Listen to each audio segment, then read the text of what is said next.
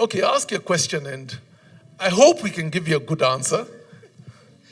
Thank you. Thank you so much, Bishop Oscar, Pastor B. Just to first say thank you, a very big thank you to you for setting this up. I think this is a really big help for us in this day and generation. We really appreciate. My question goes to the issue of community.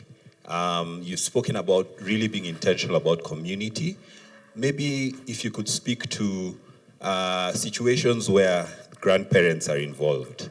You know, grandparents, you don't really have quite a choice of limiting exposure. Sometimes you take the children to grandmas, and after they come back after 2 days, everything you've been doing for the year is gone out the window, and they've experienced a lot of freedom without responsibility. And then two, neighbors' children. How do you limit the exposure to neighbors' children, schoolmates on the bus from school, in school?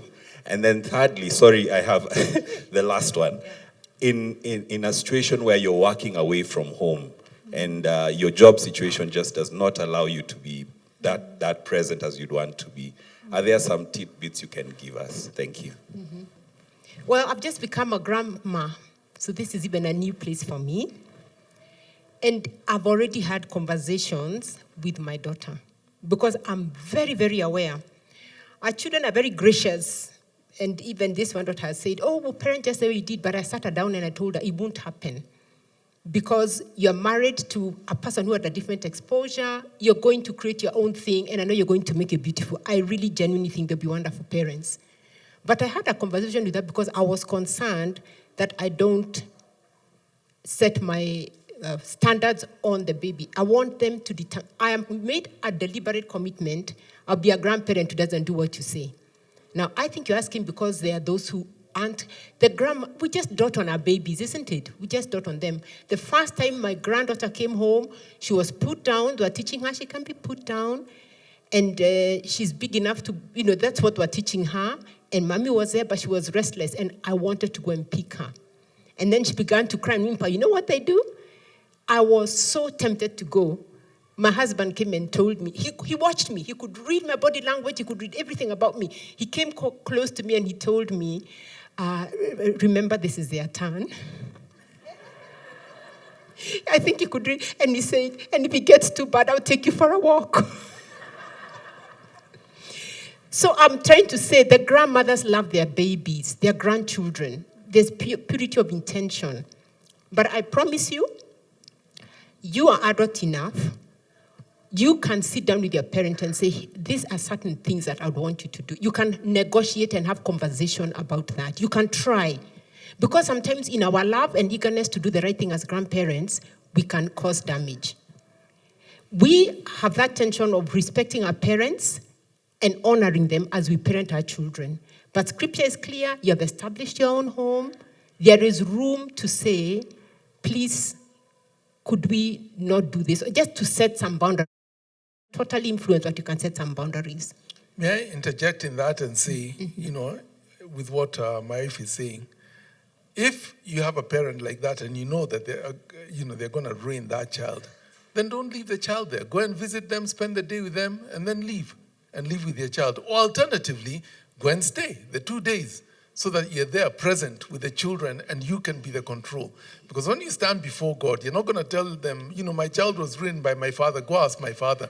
You're the parent. Mm-hmm. It's your responsibility, not your father's responsibility. And that goes for the relatives. Because, we're Africans. We're very close to our relatives. But you must make a decision. Who is going to influence your child? And stand by it. And there's no quick fix for this one, but you can be deliberate and keep working at it. And we really tried to be, and it involved even our relatives. There's some places it wasn't going to work for very clear reasons. And it was painful for us, but we said that we would take them. And I had to answer sometimes, why can't they spend? I would have to answer, but we had made a decision. So what else did you ask? Have you asked 4 or 5 things? Let me answer the second one, and then we'll give somebody else a chance. And it's, what about if you have a job that, that you just it demands that you be aware and etc. Does anybody want to answer this one for me? It's not rocket science. Change your job. Or alternatively, find a job where you can go and be with the children. And so if it's going to take you away for a month, find a way to make that happen. We used to do that with our children. And the schools would tell us, you can't take a child out for, 3 weeks in a term. And I'd say, I'm going to London for a mission. What my child traveling with me will learn 10 times more than if I left them here in your school for that period of time.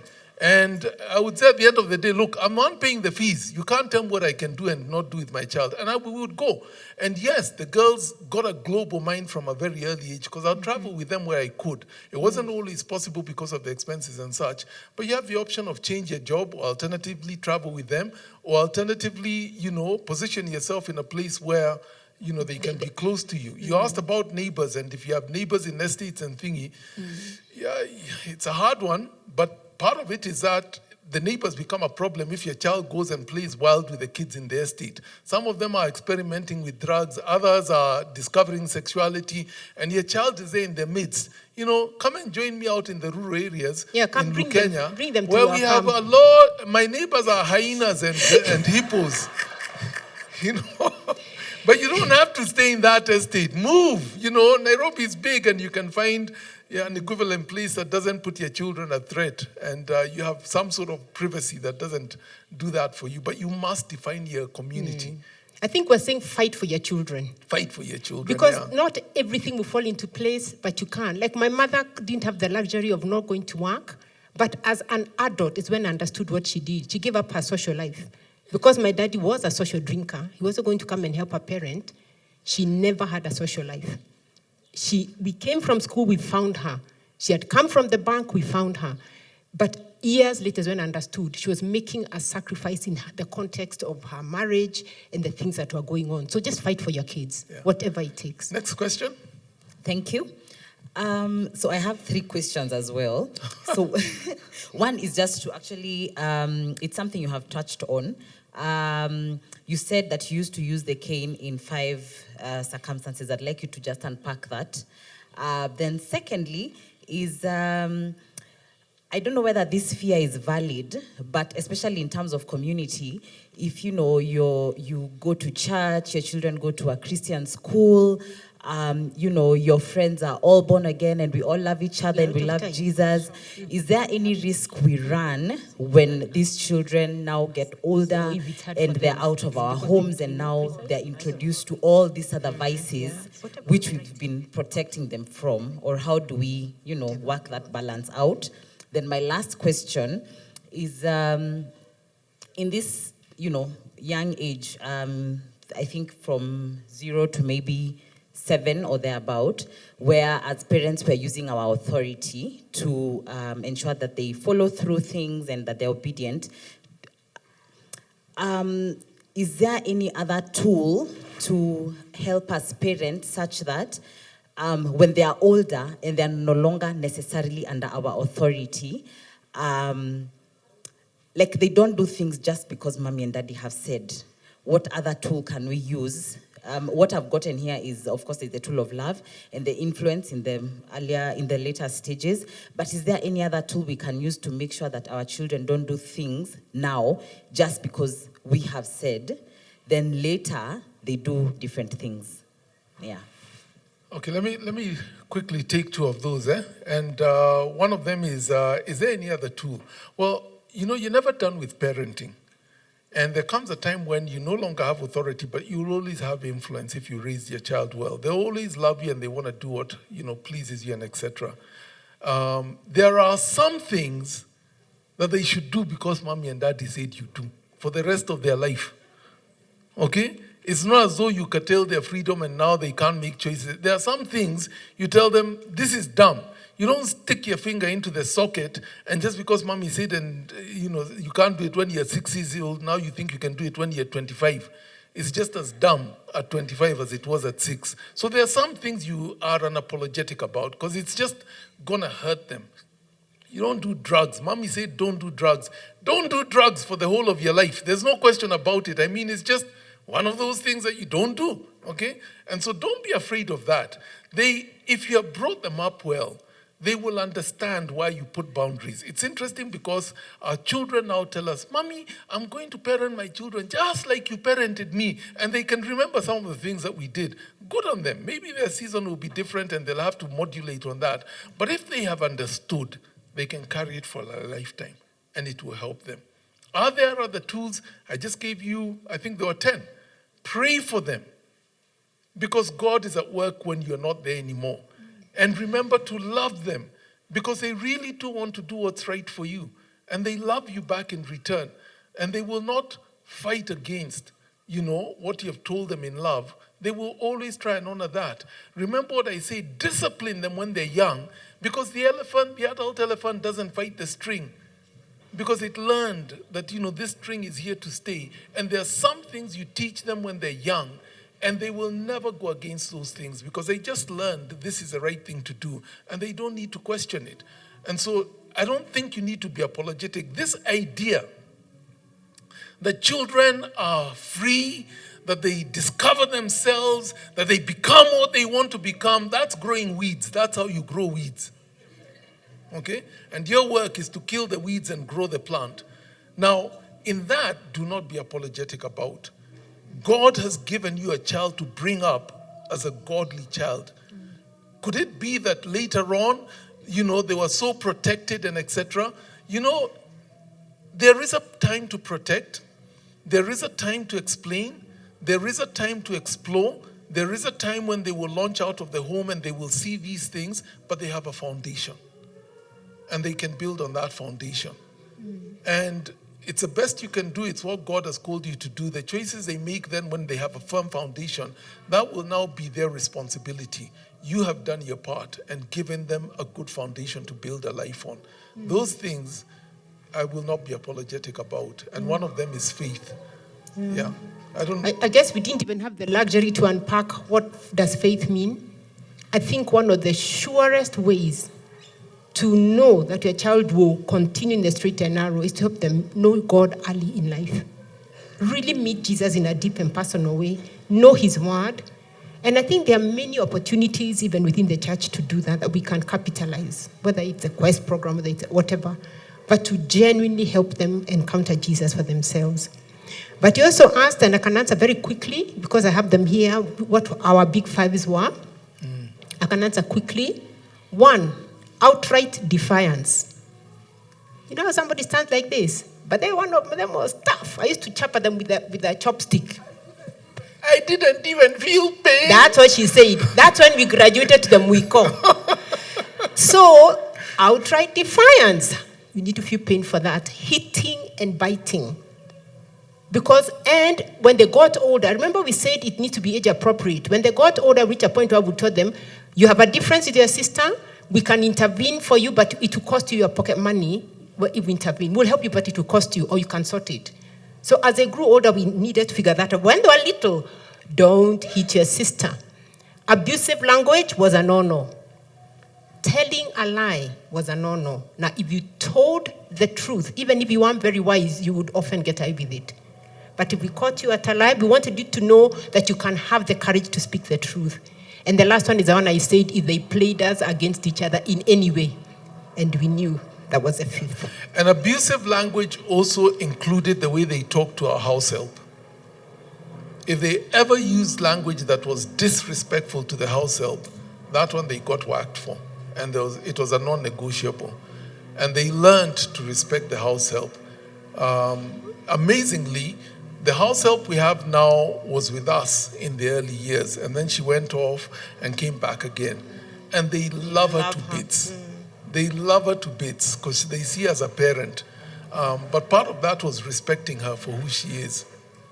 Let me quickly, we have only a few more minutes, and so while the mic... we passed out papers so that people can... Okay, we have a couple of papers answer, here. Okay, look at them and then you'll answer them. Let me quickly walk you through the 9 steps of discipline. This is how you discipline a child, the 9 steps of discipline. 1 is you set the rules and the boundaries before the infringement takes place. You have no business disciplining a child for what they did not know was an infringement. I mean, it just leaves them confused. But I didn't know. You've never told me.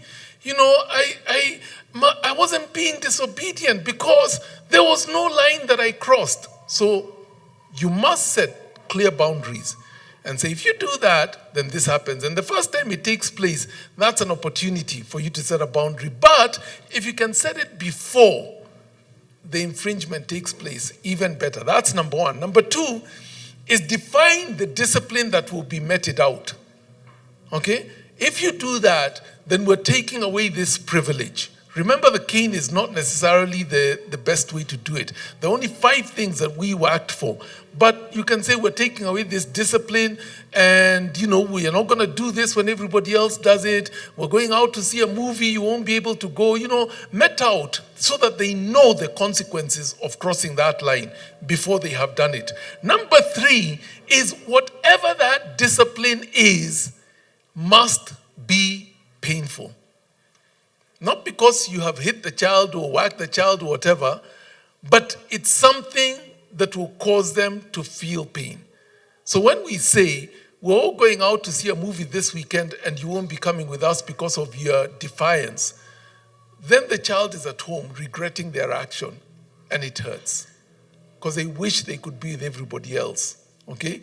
And so disciplining a child and sending them to their room, actually they'll entertain themselves in their room because that's their space and they have all their toys and whatever else, is completely pointless. Or punishing them with something that doesn't really matter to them. I'm going to take away the dog collar. Well, really? I mean, you know, it doesn't make any difference to them. It has to be something that they say, ouch, you know, please, please, no. That's what will help them not infringe, make that infringement again. Number 4 is then train them in the right thing. Train them and remind them and restate it and train them. Telling them is not enough. Train them first in doing the right things. So they might, you know, when our first child went to school, they came back with words that we had not heard in our home. Curse words, okay? And it was the first time, and they picked it up at school. So we had to sit down and say, you're not allowed to say that, and if you really want to express anger to your sister, that's not the word you use this word instead. Say it this way instead. That communicates that you're unhappy, but don't do that, okay? And so train them so that they do know there is an alternative before you discipline them. Number 5 is warn against the wrong. So one of the warnings we had is we actually went and got a moiko, okay, and painted it, and we hang it up in the kitchen somewhere on the wall where they could always see it. It was always a reminder that there is a moiko, okay? And when we did cane them, that's the one we went and picked, but it was always in their sight so that they know there are consequences to infringement, okay? But it's an attempt to reinforce the fact that there will be consequences if you do that. Number 6 is close the gap between the infringement itself and the discipline. The smaller that gap, the more it will be remembered. Okay? So you can't say she used a bad word at 8 a.m. in the morning and 3 days later is when you're disciplining her. A child doesn't have that association to remember what that was about. Try and close that gap so that the consequences are as immediate as possible and the association is very strong. This pain, this denial of a privilege is because of what I did 3 minutes ago. And then the association is made. So close that gap as much as possible. Number 7, apply discipline in love. Discipline is not rejection, and it is not judgment on character. Discipline is a consequence of a choice, a bad choice made, and disobedience. It is not rejection. So with our daughter, I remember one time we told her, now, Mom, we're going to have to discipline you. And she went and said, yeah, I know you're going to discipline me, and I know you love me, but please don't discipline me. You see, the two things have to be separated. Discipline is not rejection. It is not a denial of love. It is the consequences of a choice I made that I knew better than to make, and now I must pay it. And so in that sense then, be very, very careful to communicate love even as you discipline. And after you have disciplined, then affirm your love and hold that child. And like mommy used to do sometimes, cry with the child, but you affirm that you love them. Because discipline is not rejection.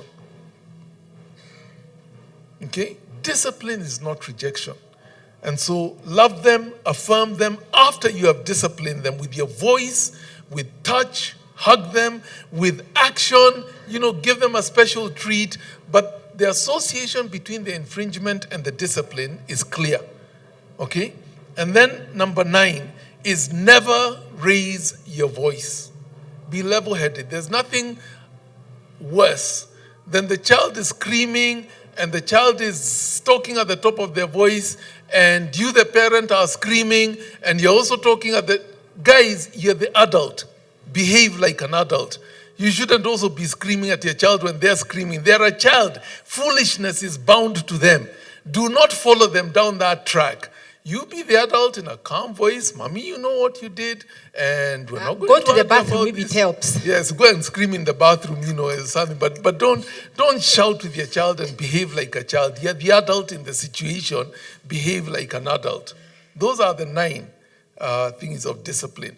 The moiko appears once in a while. For us, only 5 things, and quickly those stopped being the case after we started that. We didn't need to use a cane, but we still discipline them. Okay.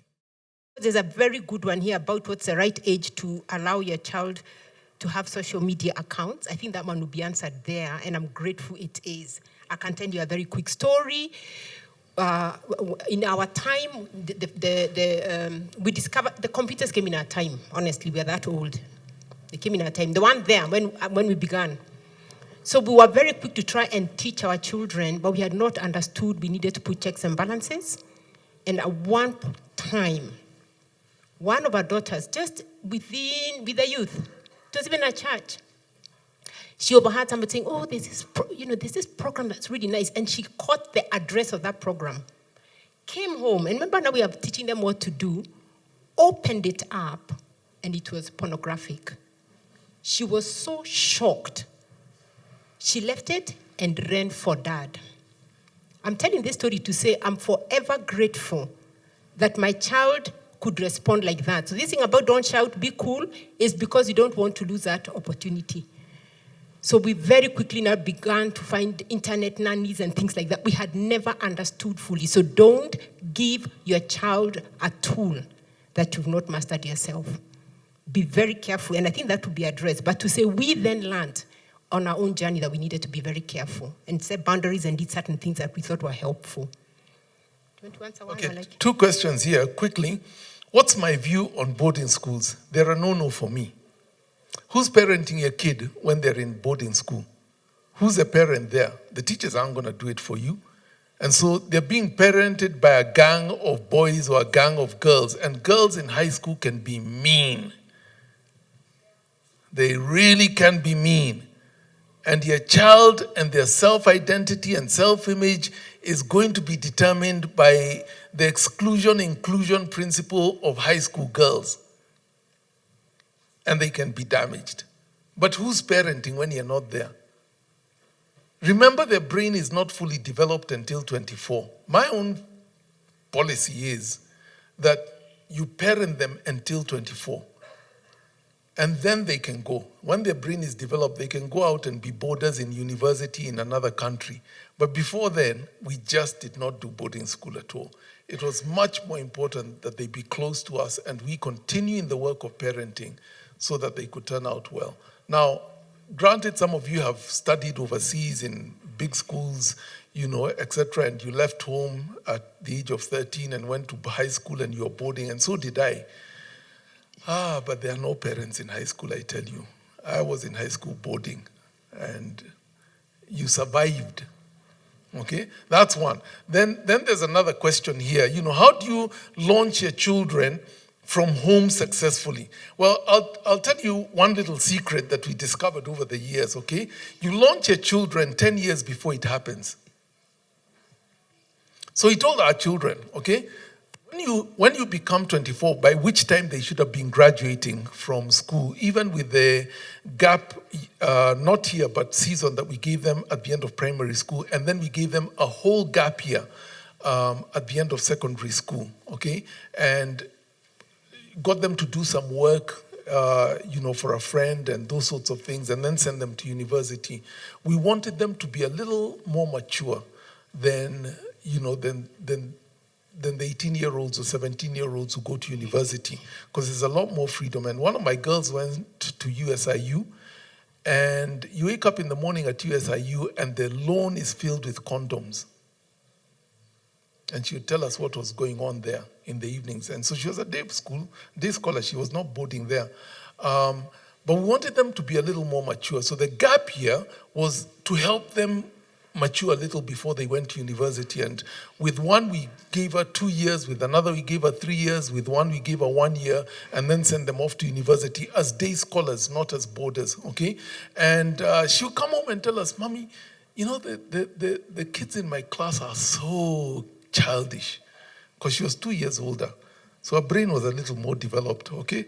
And she'd tell us the things they were doing, but she could look at them and process them and say, no, this is not what I want for my life.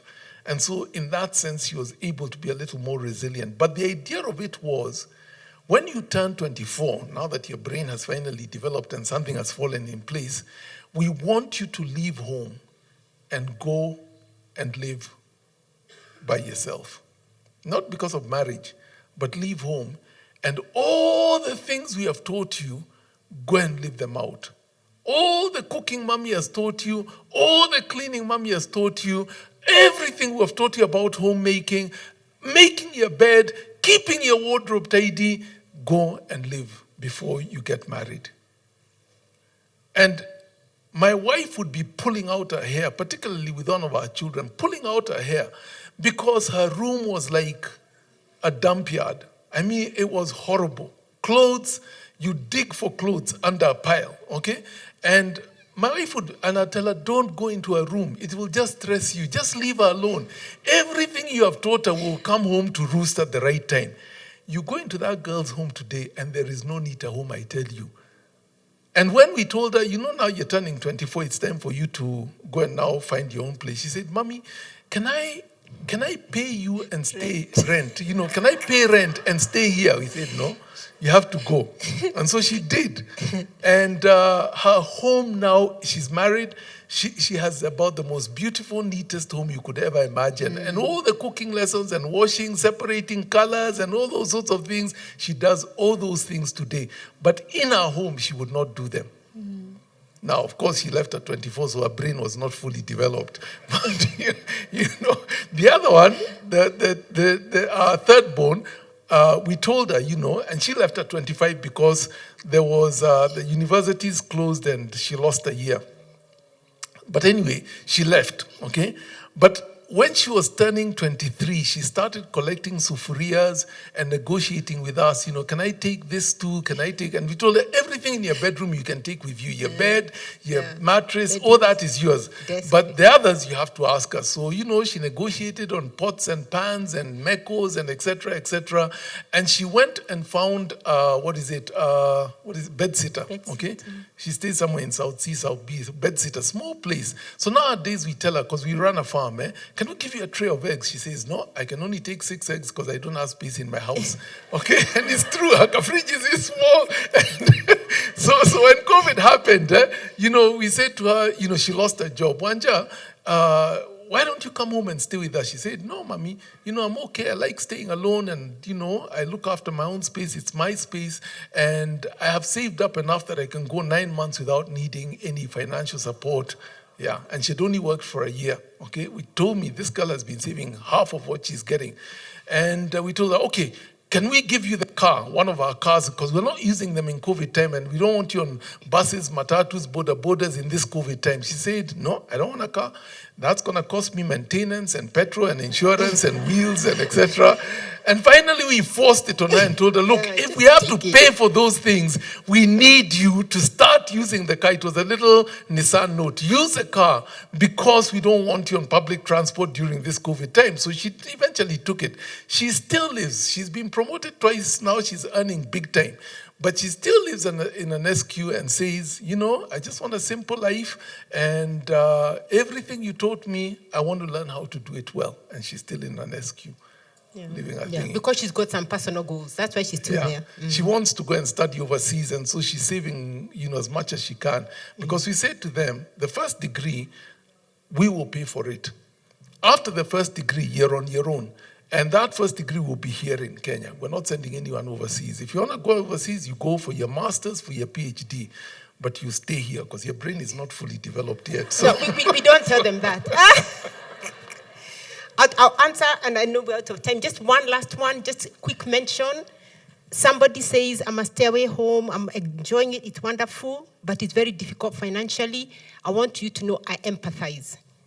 My first degree is in graphic design. I left that. I became a housewife because we were persuaded. We can't have two busy pastors. One of us needed to be home to anchor the children well in the formative years, but it was tough. That year, there was inflation, a big inflation, and I was so nervous about it. I would pray about it all the time until he told me, now, let's not pray too much about our concerns because we are running out of time to pray for the church. So I got a notebook.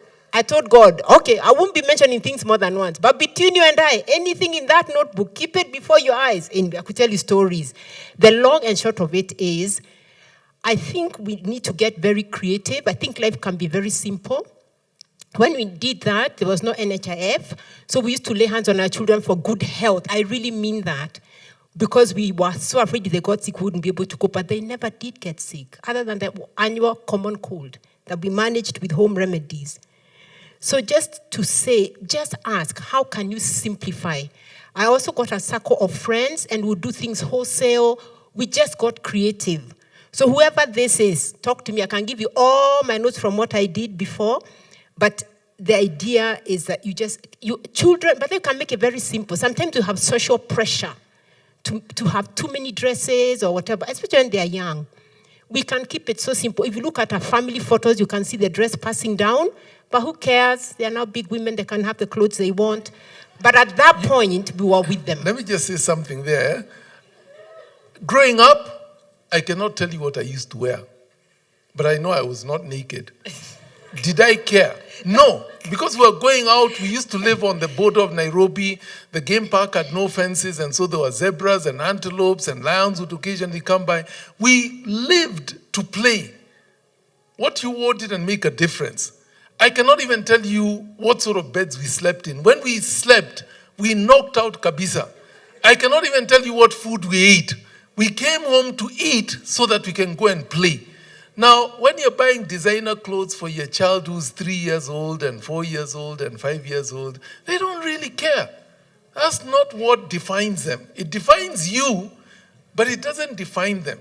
And for this reason, yes, you look at the dresses our daughters wore. At 6 years, Shiro was the one with it. At 6 years, Shiko was the one with it. At 6 years, Wanja was the one with it. They didn't care, as long as they were clothed and they could play. And so keep it simple, keep it cheap. What you eat, our children, once they went to school, we used to eat githeri for breakfast, githeri for lunch, and githeri for dinner. Why?